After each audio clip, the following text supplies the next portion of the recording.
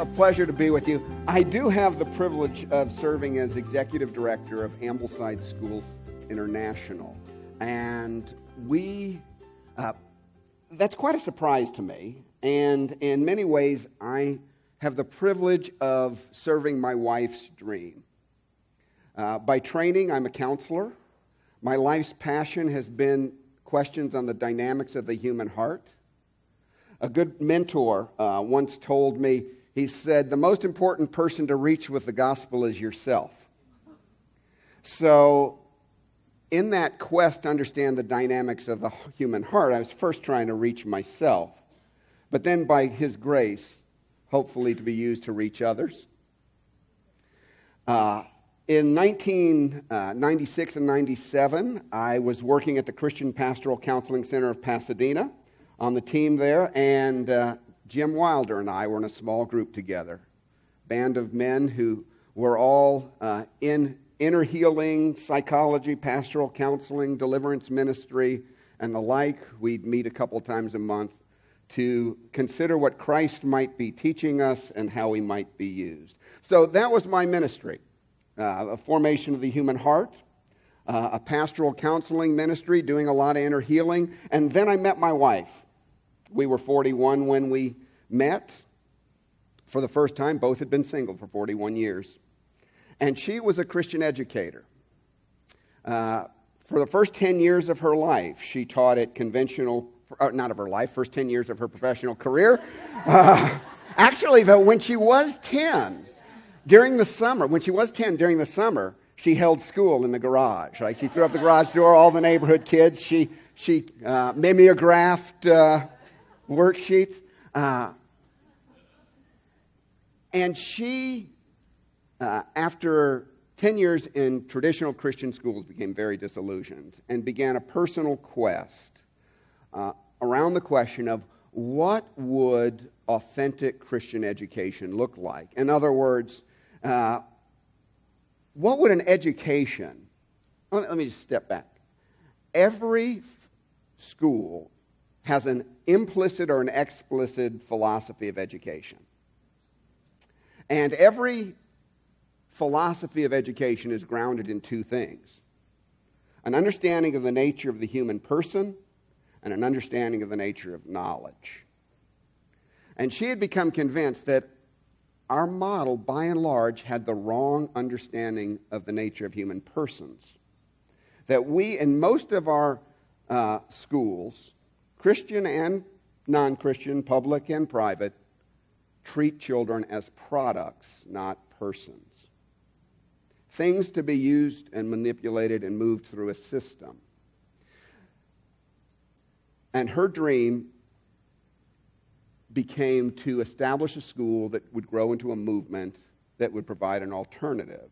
In the process, she discovered a British educator by the name of Charlotte Mason, who lived from 1842 to 1923, and who we think got it largely right, both in terms of her understanding of brain science and her understanding, more importantly, of the dynamics of human growth. Strong being with the weak, weakness being gently dealt with, and the priority of the presence of God. One of my favorite Charlotte Mason stories was she was 80, and the foundress of this teacher training college, new 19-year-old, shows up, and she's brought up to meet the foundress.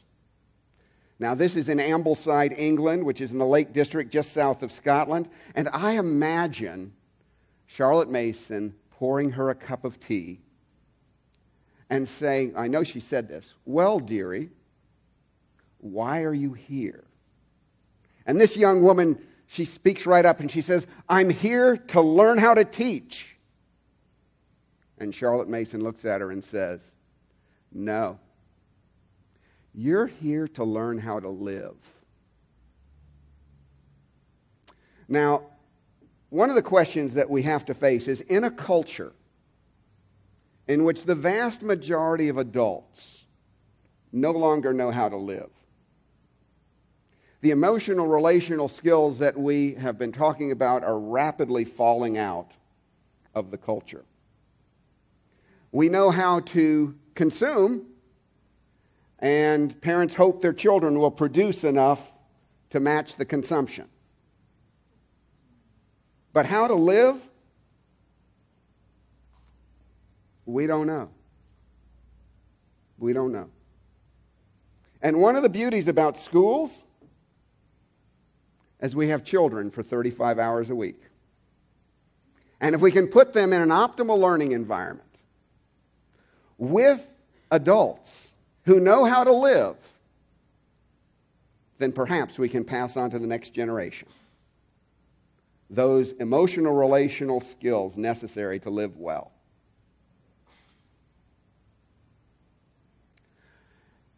Child's born. Every child's born and knows intuitively that there is a way that leads to life and there's a way that leads to death. There are things worth having and there are things not worth having. But he or she doesn't have a clue what those are. So, what does this little baby do?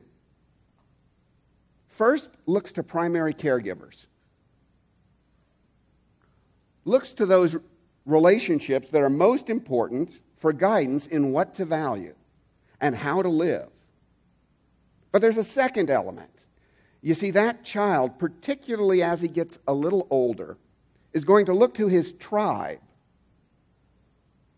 He's going to ask the question, what does my tribe value? How does my tribe say we live? Now, it's very interesting.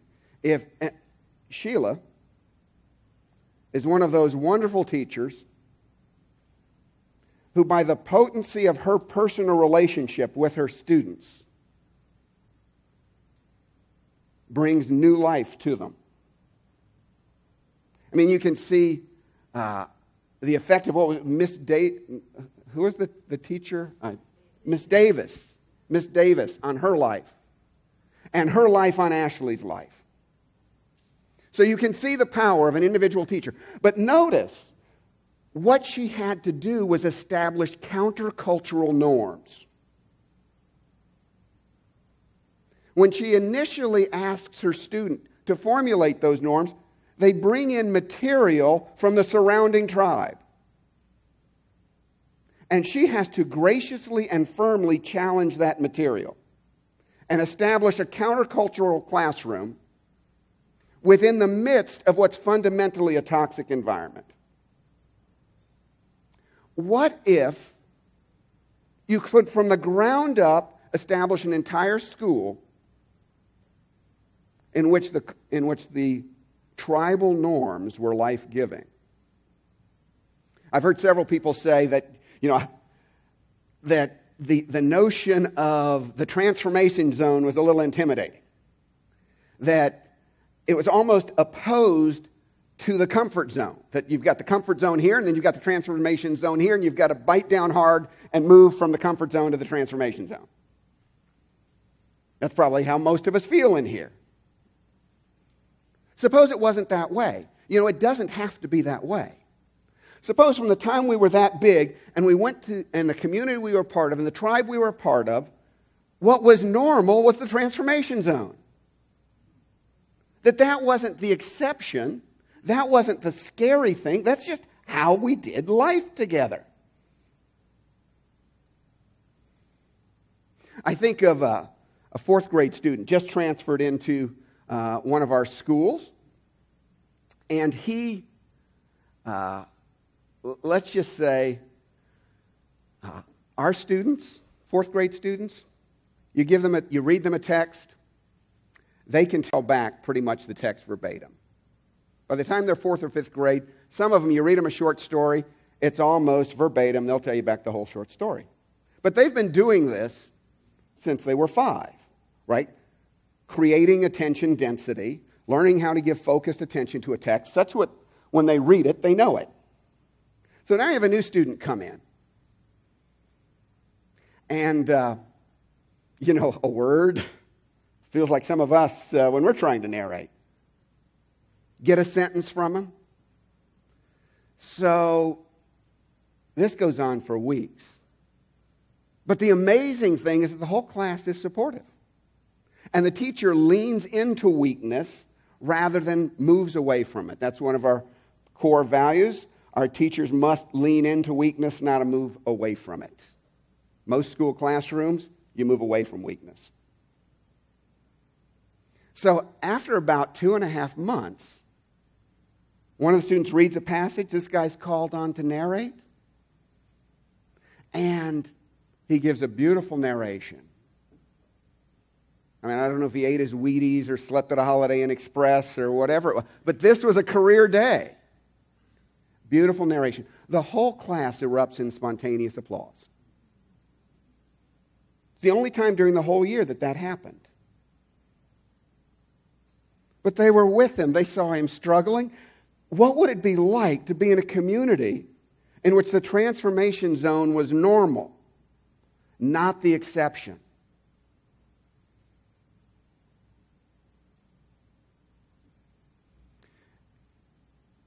Step back. How do we live? We learn from our primary relationships and we learn from our tribe. Quick story about myself. One of the little bizarre things about me, but it shows the potency of the tribe. At about 6 o'clock tonight, I'm going to be getting ready for a dinner with the board members of Shepherd's House, as well as those of us who have been part of the speaking team here. But my mind will be distracted.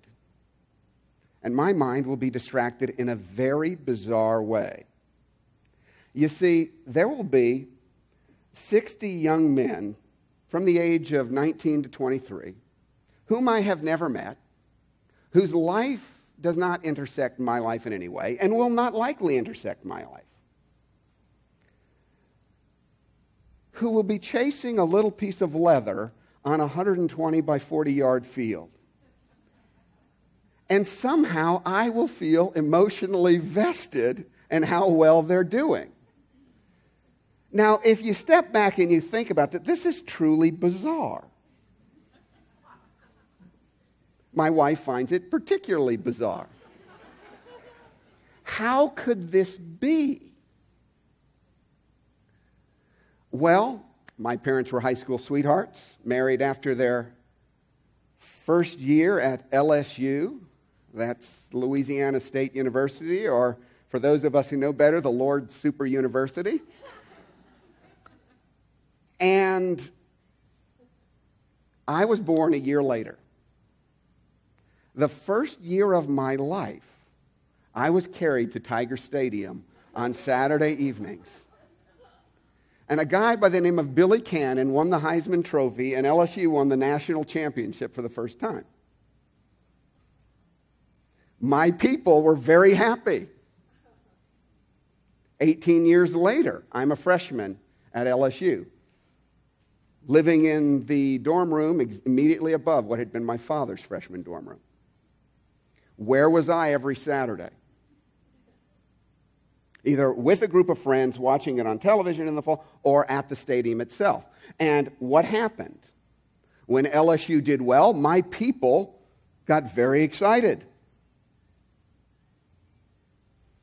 They experienced a certain kind of joy, or it's maybe borderline joy, pseudo-joy, but we were glad to be together when LSU was doing well. And when LSU did poorly, so what happened? My tribe taught me something important that's still with me. What did my tribe at school teach me? What did your tribe at school teach you? First, I should say, I had some dear, precious teachers who actually was a Christian school, who actually were committed to Christ, cared about their students. But because of the institutionalized tribal norms, I walked away with a message they probably wouldn't have wanted me to get. You see, as a first or second grader, I figured it out. I walked in and I said, okay, I took me a little while, but then, like most 6-year-olds, pretty precocious, we figure out really what the tribe values and what's important here. And this is what I figured out. I figured out that in this place there are winners and there are losers. And what this institution is really about is separating the winners from the losers. That's what this institution is about. And winners get praise, and losers get shame, which does a real nice job on narcissism. So my latent narcissism was then very well stimulated and encouraged, because I decided I was definitely going to be one of the winners and not one of the losers. I would be nice to losers because I was Christian. And in my family, you were nice to the weak. But the fundamental driving thing of school was to be a winner. And I have to tell you, a lot of Christian schools are set up that way. They're set up to vet the weak from the strong. And we have this thing called excellence, right? We're going to be Christian excellent. And we're basically going to play the world's game, only we're going to be better, and we're going to put Jesus bumper sticker on it. So I decided, I get it. I'm going to win. I'm going to play and I'm going to win. And I did. And my goal at school basically was maximize grade, minimize effort. And be nice to people along the way so that they like you. So I was the ideal student. I was not only, and I was well liked by my classmates, I was a winner. But at what cost? Good case of narcissism, good case of performance orientation. That's what I learned. Now, it's very interesting, and you can think of yourself here. Most students come to school, and a typical 4-year-old, 1,000 questions. Why do ants do what ants do? Why does the sun go down at night and come up in the morning? They actually want to learn. Let me suggest that that's the way God created us. We were created to know Him, each other, and His world.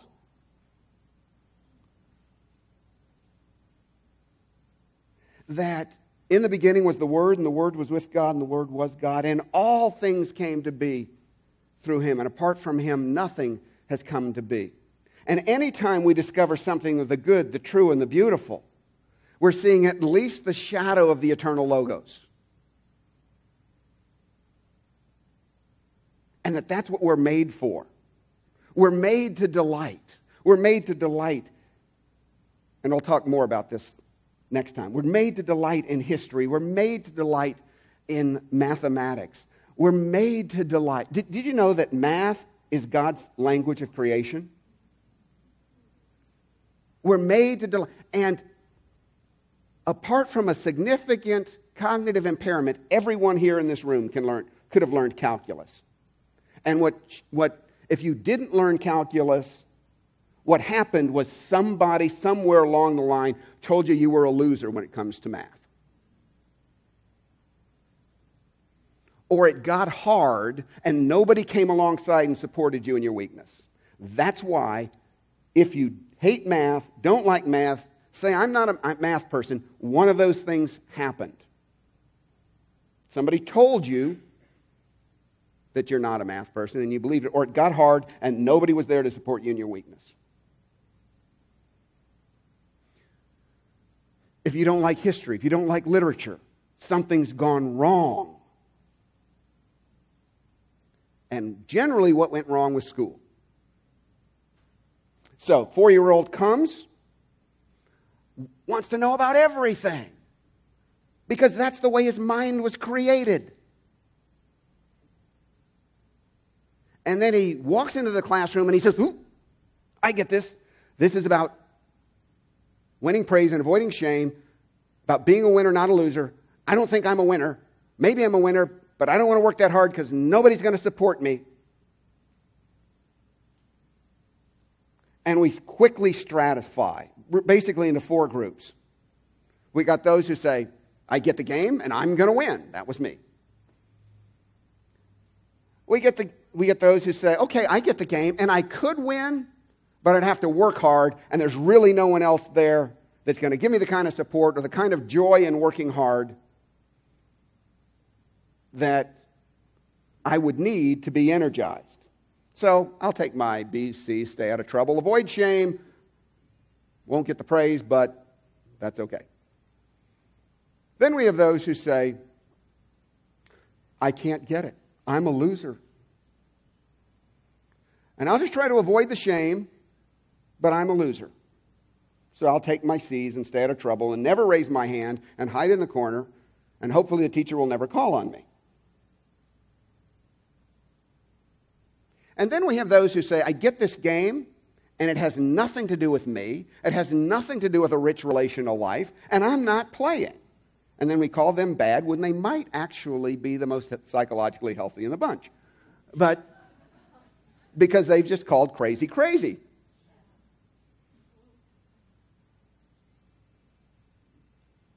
And so then the research shows that by age 8, the vast majority of children in our schools today have lost interest in learning. What happened? They went to school. It killed it.